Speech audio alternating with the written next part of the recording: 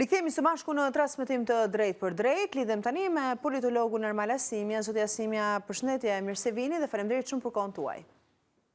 Mirëdita.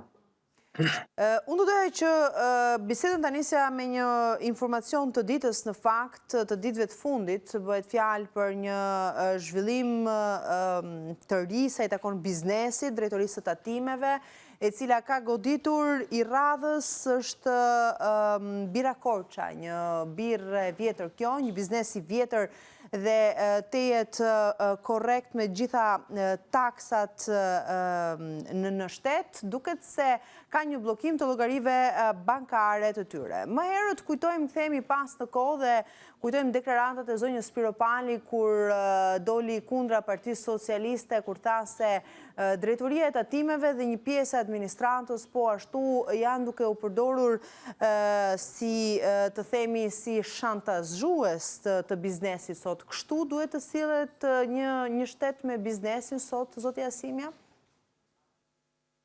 Me thënë vërtet, nuk është se kam shumë informacion për rastin fjalë, që të arrit të dalë në një konkluzion, kam parë vetëm titrat sot, por në përgjithësi dhe për tek këtij rasti, duhet të thënë që ka një sjellje të administratës në biznesit që nuk është dhe aq inkurajuese, me thënë vërtetën. Shikohet edhe nga statistikat dhe analizat që bëhen te klima e biznesit në Shqipëri, edhe në sondazhet e brendshme konstatohet fakt që klima e biznesit nuk është shumë e përshtatshme.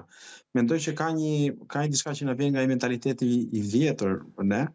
Biznesi shikohet si një lop që është për tu miel dhe cili do që është sipërmarrës në Shqipëri shikohet si dikush i cili eventualisht duhet goditur ose duhet sulmuar ose duhet mbajtur në kontroll ose çfarë lloj gjëje tjetër, por përveç në fakt inkurajimit. Dhe unë mendoj që është mirë që administrata në radhë të parë, por dhe qeveria, meqenëse ajo e administron edhe atë administratën, do të ishte mirë që të kuptonte që në fakt gjithë rrogat e shtetit shqiptar, gjithë shpenzimet e buxhetit shtetit shqiptar, në fund të fundit paguhen nga bizneset. Dhe për më tepër sa herë që ka një problem me një biznes, nuk po milet për të qenë pak më qartë në terma. Këtu po pengohet e curia e një biznesi. Dakor, ka një mungesë, e thash në fillim, që ka një mungesë ndjeshmërie. Problemi është që për rastin konkret nuk është se kam shumë informacion. Mund t'ju jap një informacion, po edhe për publikun, ka një blokim të llogarive bankare. Bëhet fjalë për birën më të vjetër në vend, birën Korça, dhe konsiderohet si një nga tatim paguesit me më të rregullt, ku kontribuon me 50% të ardhurave të doganës së Korçës. Dhe sigurisht për këtë arsye është dërguar edhe një letër Presidentit të Republikës, Kuvendit të Shqipërisë, Këshillit Ministrave, institucioneve të pavarura kushtetuese, përfaqësive diplomatike të akredituara në Shqipëri dhe po ashtu dhomës amerikane të tregtisë. Ky është informacioni i përgjithësuar në lidhje me këtë gjë. Po, patjetër, siç e thash, është një problem që ekziston në Shqipëri. Por thash nuk kam arsye për t'i marrë me dyshim ato që sapo thatë ju, por mund të flas për dukurinë në përgjithësi. Ka një logjik, ka një mentalitet në Shqipëri që bizneset e pothuajse kundërshtar. Bizneset përballen ditë për ditë me këtë lloj mendësie. Në fakt duhet kuptuar që mbas një biznesi gjithmonë qëndrojnë sakrifica të mëdha dhe qëndrojnë gjithë ato të ardhura që mundsojnë financimin e shkollave, spitaleve, rrugëve, gjithçka e tjetër. Pastaj, përtej kësaj, është e qartë që në shkuarën ka patur edhe përpjekje për të goditur biznesin dhe për të goditur drejt për drejt edhe media. Kemi parë raste të ndryshme, përfshirë dhe televizionin tuaj, më herët, edhe Agonin, edhe Ora Newsin dhe të tjera. Domethënë, fatkeqësisht janë dukuri që akoma ndodhen në Shqipëri dhe që janë jo vetëm pakëndshme, po janë gjëra që i lënë një lloj njolle të errët të Shqipërisë në raport me Bashkimin Evropian kur dëshirojmë të integrohemi. Dakor, për ta përmbyllur këtë term, duhet të theksoj se në të gjithë, kur themi që ka shlyer të gjitha detyrimet fiskale, këtu për këtë gjë ka fakte, ka shkresa dhe janë të gjitha në gazet. Mirë, zotja Asimja, Ndalemi pak tek zhvillimet politike, sepse të shtunën lajmi i ditës ka qenë zgjedhja dhe rikonfirmimi i zotit Berisha, edhe pse hapas hapi gjatë gjithë ditës updatoheshin të dhënat në të fundit sa i takon mënyrës se si po shkonte ky proces i votimit, pjesëmarrjes së saj. Në fund pati një shtyrje të gjithë procesi nga ora 18 në orën 19, e interpretuar kjo se kishte një pjesëmarrje dhe rikonfirmohet zoti Berisha pas një dilemë për zvërtetës në krye të Partisë Demokratike. Pra 37.300 votues ishin pro zotit Berisha dhe 1.500 të tjerë kundër ose abstenuan. Lajmi mirë apo lajmi keq ky për Partinë Demokratike? Është ajo që pritej, nuk është ndonjë gjë, ndonjë çudi e madhe, gjithë e prisnim që të rikonfirmohej Berisha si kryetari i Partisë Demokratike. E kuptoj që patjetër për shumë njerëz edhe komentues është problem fakti që nuk ka një garë reale të vërtetë dhe të fortë për postin e kryetarit të Partisë Demokratike. Por po ta vendosim në një kontekst më të përgjithshëm, kjo është skena politike në Shqipëri në përgjithësi.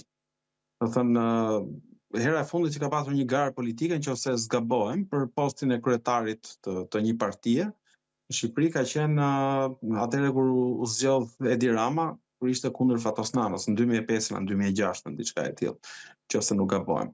Prej asaj kohe nuk kemi patur më garë, jo vetëm për partitë e PS-n edhe PD-n, që e kanë tradicionale këtë gjë. PS në fakt as nuk bëhet garë fare, as nuk bëhen zgjedhje, as për largojen, ndërkohë që në fakt edhe në partitë e reja, po të shikoni është e njëjta situatë, nuk është se kemi patur në një garë. Pra duket sikur ka një kulturë politike të caktuar që bën që kryetari i partisë merr pushtet në dorë të jashtëzakonshëm, ja del që ta ruaj këtë lloj pushteti.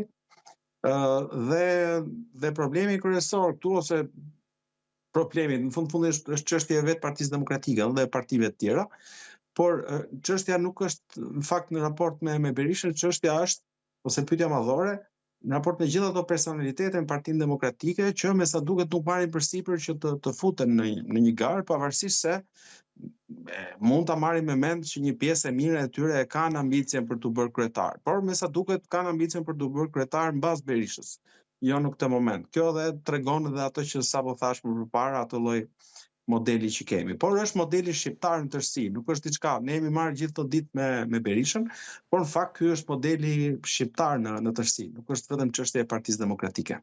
Dakord, sa i kanë mbajtur premtimet zoti Berisha që pas rikthimit të tij në krye të Partisë Demokratike? Foli për hapjen e garës, foli për primaret, po ashtu kishte premtuar që nëse nuk do të fitonte zgjedhjet, nuk do të rizgjidhej dhe nuk do të kishte të drejtë rikonkurimi për në krye të kësaj force politike dhe shumë premtime të tjera. Cilën plotsoi nga këto premtime që bëri? Atëherë, çështja e funksionimit të partive si organizata vullnetare është çështje e tyre brendshme. Për aq kohë sa ka një votim, edhe siç e thatë edhe ju, antarët e partisë vendosin që të votojnë dikë, historia mbyllet aty.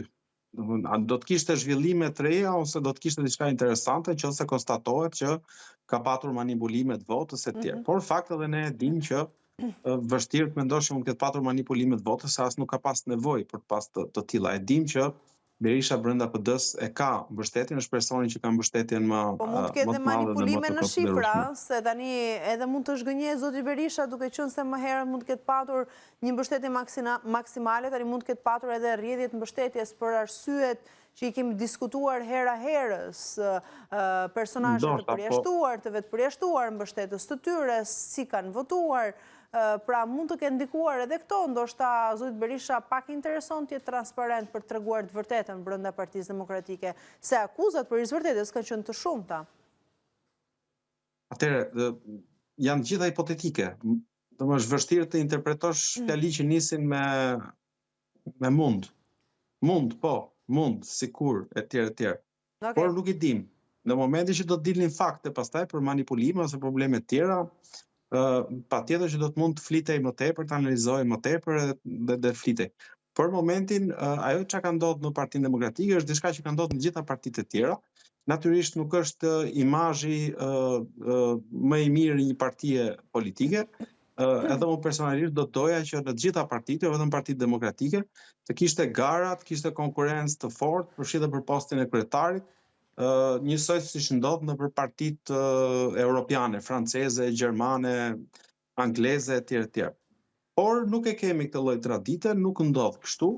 Pozicioni i kryetarit është goxha i konsoliduar, me sa duket edhe vetë kryetari pastaj e del që ta konsolidojë edhe më tepër, dhe kjo është situata. Pastaj pjesa se çfarë mund të ketë ndodhur, këtu është vështirë që ta komentosh. Dekord.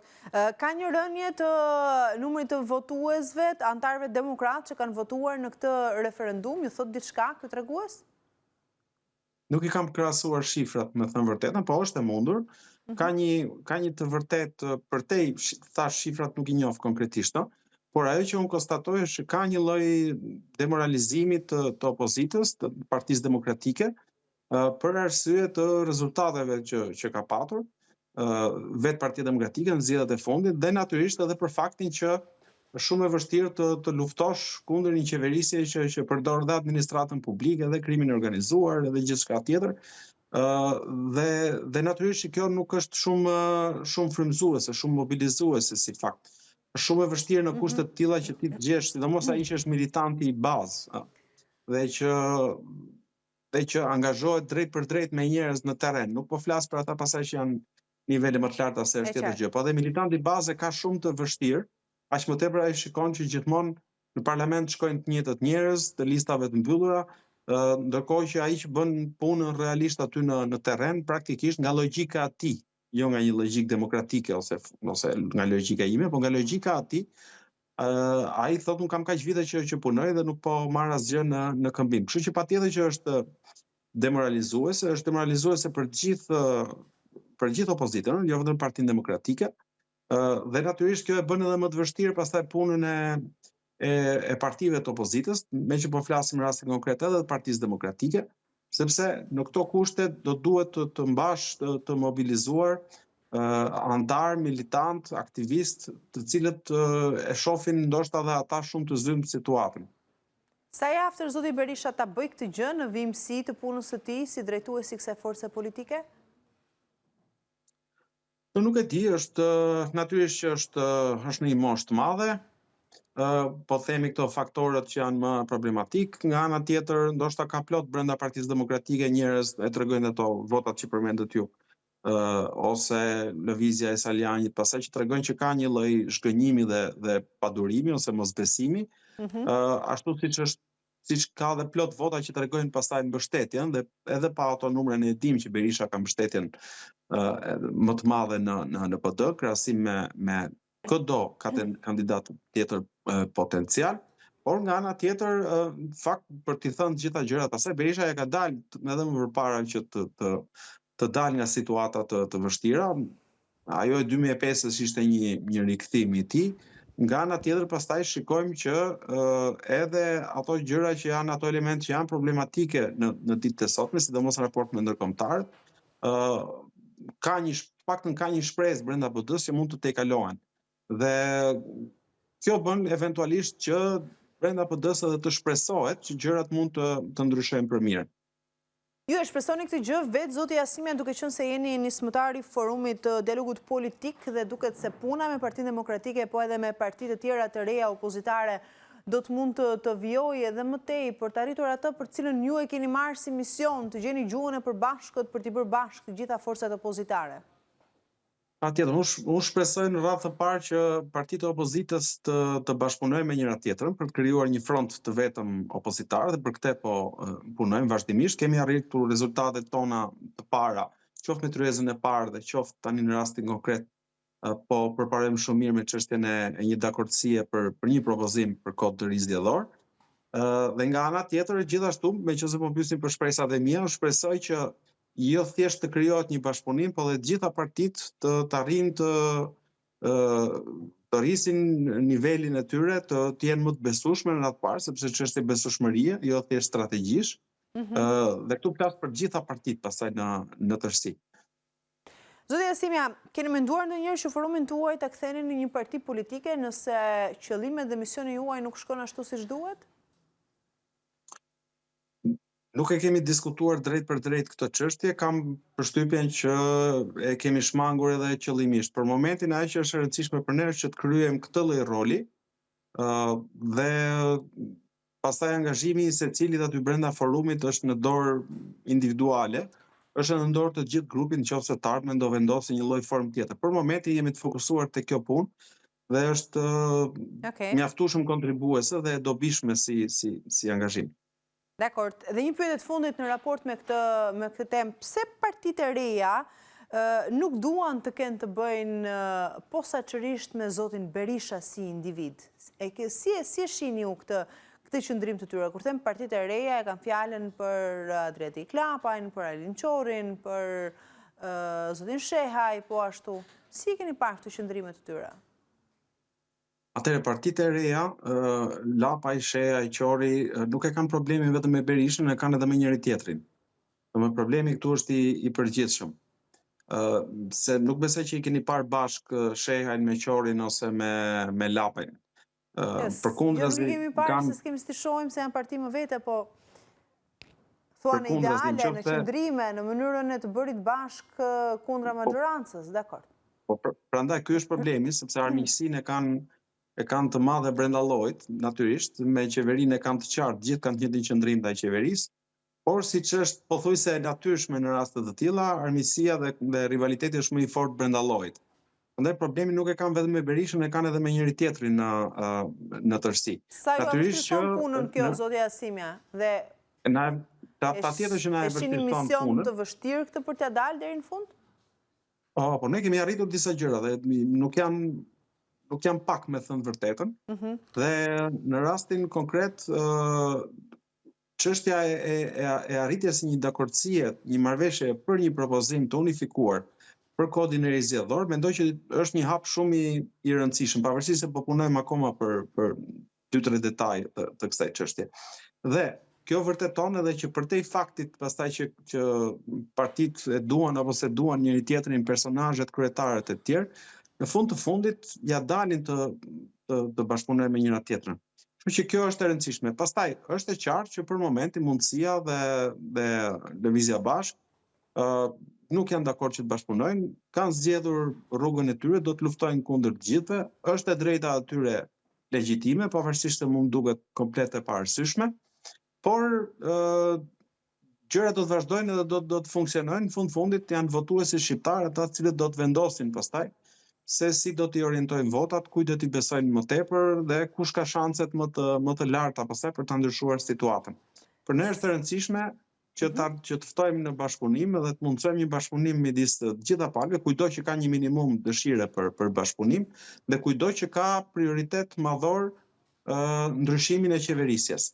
Pastaj natyrisht do ketë parti që kanë prioritete tjera të tyre, afatgjata që kanë prioritetin e personale etj, por ky nuk është projekti jon. Projekti jon ka të bëjë me krijimin e një bashkëpunimi që synon ndryshimin e qeverisjes.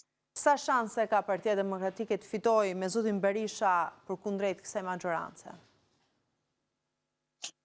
Me sa duket deri në këtë moment jo aq, meqenëse duke nisur nga rezultati i zgjedhjeve të fundit. Por do të kemi parasysh disa gjëra. Në radhë të parë kemi një ndryshim të qëndrimit të ndërkombëtarëve në raport me zgjedhjet.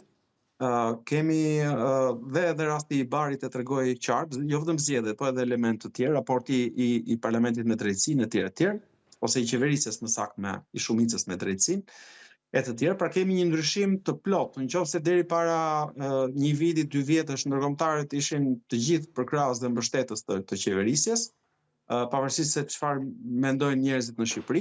Sot gjërat kanë ndryshuar. Ne shikojmë kritika të qarta, të hapura ndaj Shqipërisë, kushte të reja që vendosen dhe konstatime të problemeve të cilat nuk janë folur më përpara ose janë folur vetëm nga opozita, nga partitë ndryshme të opozitës. Sot këto kritika i bëjnë edhe ndërkombëtarët. Pra ky faktor që është faktor jo i neglizhueshëm, por shumë i rëndësishëm në Shqipëri, ka ndryshuar.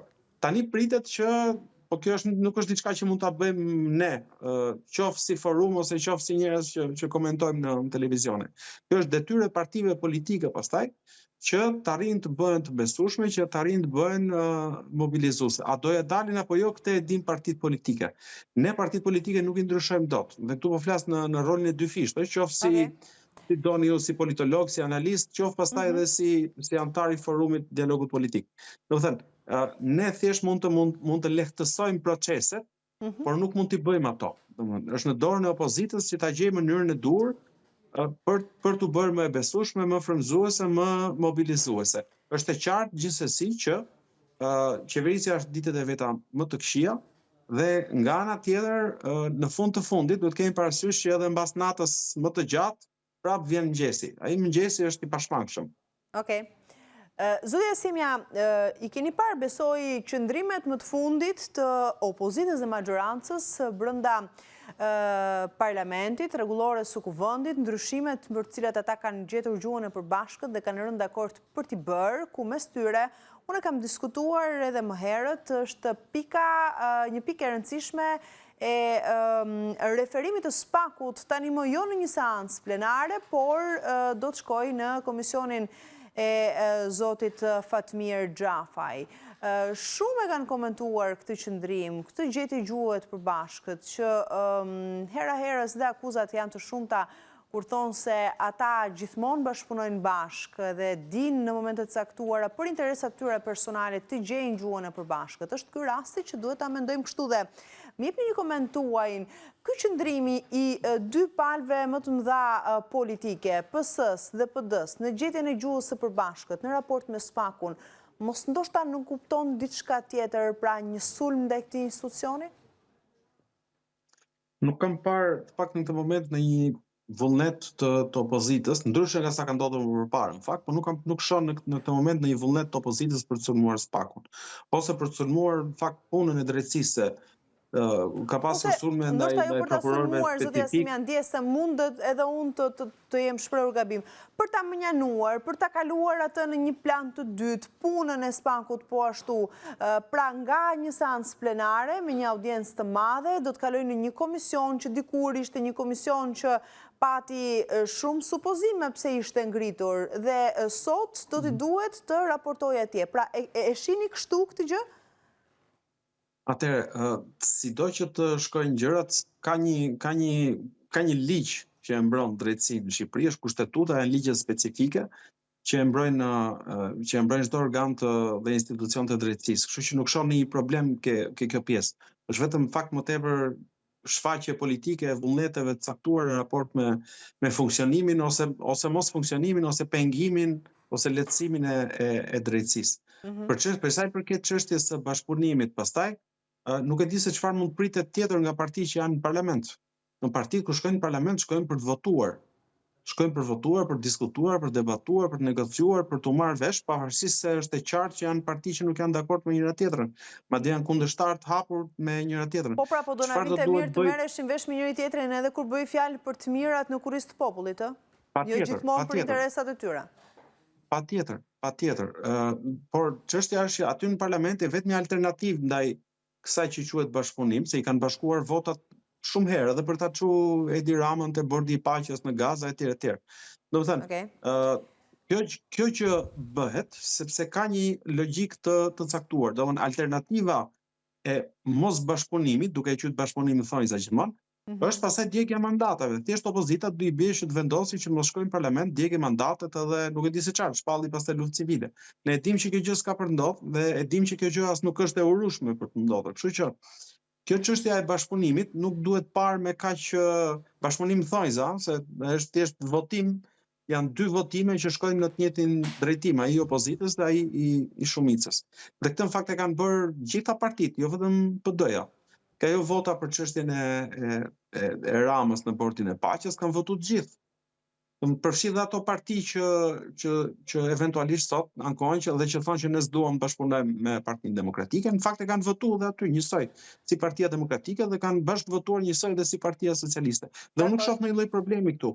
Kur është çështja, kur je në parlament, nuk mund të mos votosh, ose nuk mund të votosh kundër qeverisjes ose kundër shumicës, pavarësisht se çfarë është tema ose çështja.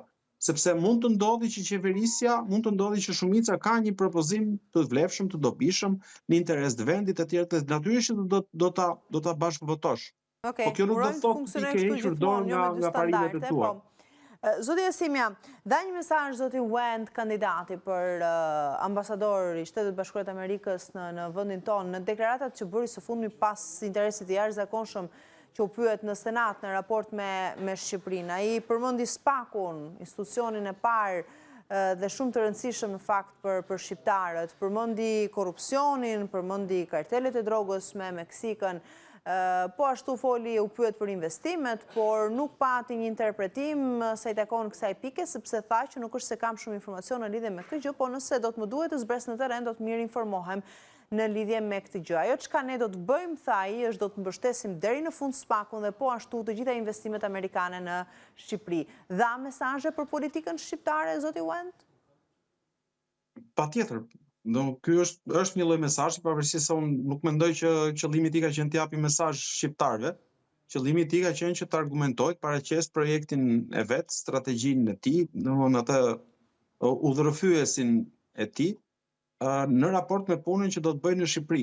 Ky mesazhi ka qenë për ligjvënësit amerikanë, jo për shqiptarët, por ne shqiptarëve na vlen sepse na tregon në fakt se kush janë edhe prioritetet amerikane, sepse është e qartë që ambasadori i ri ose cili do kandidat për ambasador nuk i shpik vet prioritetet. Rakordohet, koordinohet, bashkërendohet me ato që janë parimet kryesore të politikës jashtme amerikane në këtë moment.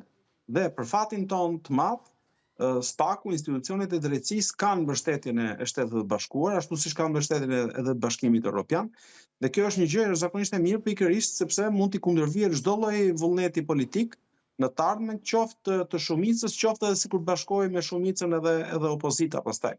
Siç ka ndodhur edhe në vende të tjera. Kështu që unë e shoh si diçka shumë pozitive dhe të dobishme për vendin. Pak të lloj mbështetje, drejtësia nuk do të ishte kaq funksionale sa ç'është. Nuk është drejtësi, nuk është as SPAK-u, as GKK-ja, as organet e tjera ideale, por kanë nxjerrë produkte të punës së tyre që ne nuk i kemi parë në këto 35 vite të tranzicionit. Mirë, zoti Jasimja, shumë faleminderit për bisedën. Kënaqësi gjithmonë. Faleminderit. Mirë, ishim me politologun Erman Lasimja, bëjmë një shkëputje publicitare, kthehemi pas pak me të ftuarin e radhës.